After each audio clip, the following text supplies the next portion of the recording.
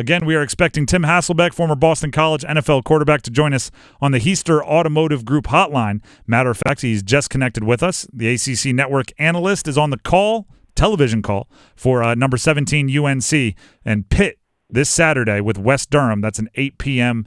Eastern time game. Tim, thank you for taking the time. We'll start with this. You're calling the UNC game this weekend. Why haven't we seen Drake Maye throw for 3, 4, 5 touchdowns yet this season like we almost became accustomed to early last year? Well, I think part of it is, I think there's definitely an effort. Phil Longo was the offensive coordinator a year ago. He's left and now at Wisconsin. And when Mac Brown was trying to figure out what he wanted to do with the offensive coordinator position, he definitely had a few things in mind that he wanted to do better as a team, because I think that there were just some things that he felt like were maybe holding them back. And, basically the issues were, we want to run the football better than we've been able to run the football. We want to take hits off of the quarterback, which, is probably connected to running the football more often and running it better.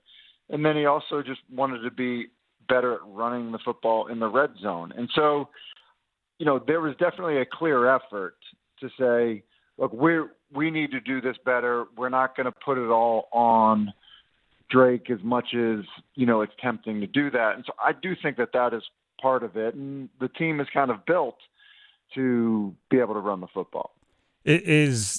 Is he still living up to expectations? I mean, coming into this year, number 2 overall pick was almost like his last name, right? Drake Maye was his first name, and future number 2 overall pick was almost always followed by it. It's like being an Oscar nominee or something, right? It's part of your title. Despite the lack of maybe the flashy stats, do you still see him as that player? I do. In fact, I'll tell you, I think he's going to be the number 1 overall pick. Really? I think that he is the best player that I have seen in the 15 years that I've been doing what I'm doing. I think he's that good. I think he's a near perfect prospect. I think so in the 15 years I've been doing this, I've seen everyone from Matthew Stafford to Andrew Luck to, all the guys that have kind of been through that. I think he's that uniquely talented. I think he's got that type of, the right type of makeup for it. And so that doesn't mean that, he's never going to have a bad play. It doesn't mean, I think sometimes we fall into the trap of, hey, look, Andrew Luck was the best prospect since John Elway. You go back, I mean, I remember watching his bowl game and, he threw one of the dumbest interceptions I think I've seen anybody make. I mean, it happens to all of them. I mean, anybody that plays the position, it happens to you sometimes. And so that doesn't mean it's going to be perfect all the time. The reason I say it is this: his demeanor is perfect for the type of leadership anybody is looking for. He's so competitive. He's so accurate. He's so smart. And then when you see his size and just everything about kind of how he is just approaches the game, sees the game, understands the game, all of that on top of all of the ability. And then just the poise, I can't tell you how many quarterbacks I've seen that, they have high expectations on them and they're miserable. They can't wait for it to be over and be on an NFL team because they think that that's the destination. Mm-hmm. This kid's having fun playing football. He's not worried about the pressure of, hey, they thought I was going to be the number 1 pick, the number 2 pick. He's unfazed by it. Tim Hasselbeck joining us here. So sorry, Tim. Let me just let everybody know about your call coming up this weekend. Boston College NFL quarterback Tim Hasselbeck will be on the ACC Network calling number 17 North Carolina against Pitt Saturday night with Wes Durham, the voice of the ACC, 8 p.m. Eastern time. Tim, well, let me go this way with it. I agree with a lot about what you're saying about Drake Maye, and if you're going to be the number 1 or number 2 overall pick, you probably don't hang around on campus unless you are somebody like Andrew Luck or Peyton Manning, and you really value that senior year. the Tez Walker situation has become kind of the story for North Carolina. You've been in locker rooms a whole bunch of different levels, in a whole bunch of different roles. Does the team, and I'm talking about the people in the locker room, need to move on a bit and start focusing on what they can control and make sure they don't let something off the field maybe waste or hinder, your last season with Drake Maye on campus? Yeah, look, I think that's a fair observation, and you have to wonder about it. I think what is probably, superseding, this idea of like, hey, they ruled, let's move on, is I think that there is genuine concern, frustration, hurt, and I mean genuine. I mean, talking to coaches and their eyes welling up because they feel so badly for the kids. Still, and that was this week? That was before I talked to them, I guess, before the App State game. Okay. Like, I think they feel that badly for him because, listen, everybody lived through 2020. And everybody, saw, like, look, some conferences added teams that weren't in their conference to play. Like, or pretend members of your conference. You welcomed them in correct. as a full member for a year in Notre Dame. Yeah. So, like, people canceled football. Like, states canceled high school football. Like, there are so many things that changed.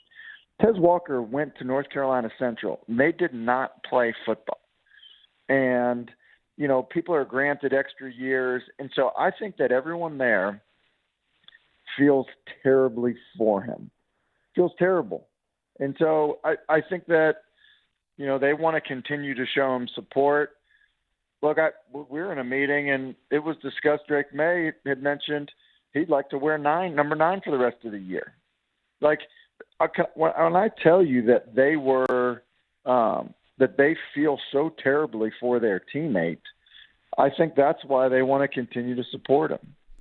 And you don't see it as a distraction at all? No, I mean, I do. I think that sometimes, like, it could maybe become a distraction of like, hey, why are you still talking about it?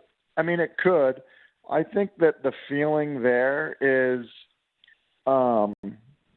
it's important to be there for one of your teammates. I mean, I think that they would – I think that's just the sense that I got. Like, when I tell you that people feel horribly for him, they feel horribly for him. Like it's not one of these things where it's just like, he was dealt a tough hand and, everyone's going to move on. That's not how they feel about it. I mean, they feel like he really was wrong. I mean, look at Mac's statement. Look at Bubba Cunningham's statement. Like, when do administrators and leaders, like, when do they go after the NCAA like that? They don't. They don't. Yeah, exactly. We're talking with ACC Network Analyst on the Tim Hasselbeck on the Heistra Automotive Group hotline. Tim, I want to get you out of here, so just one more. Up close and personal, last week you were on the call for FAU Clemson. Do you get the sense Clemson has figured out whatever they need to figure out and they're ready for the test of Florida State this week? I do think they're ready for the test. I think they're interesting in this way. I think they have an outstanding defense still. They have really good players at every level of their defense. Their linebackers are outstanding. Their corners are experienced. The defensive line is loaded with highly recruited guys that are productive. Offensively, look, I think that I don't think they have an elite back. I think they've got good backs. I think they've got a young quarterback. I think he started only like 6 games so far. I think we feel like he's been there longer, but I think they still have a very inexperienced quarterback. And then where I think the biggest difference is look, it's been wide receiver like littered with the Sammy Watkins and Hopkins and Justin Ross and guys like that. And Mike Williams and T. Higgins and Hunter Renfrow, and you can go on and on. Yeah. And they don't have that right now. And they're looking for some young guys to emerge. They keep having guys that they think are going to be good get hurt. And that is, I think, the missing piece to what's going on with them right now. Tim, we appreciate it. Have a great call this weekend for the North Carolina Pitt game, and hopefully we're able to catch up again soon. Sounds good. Thanks for having me on.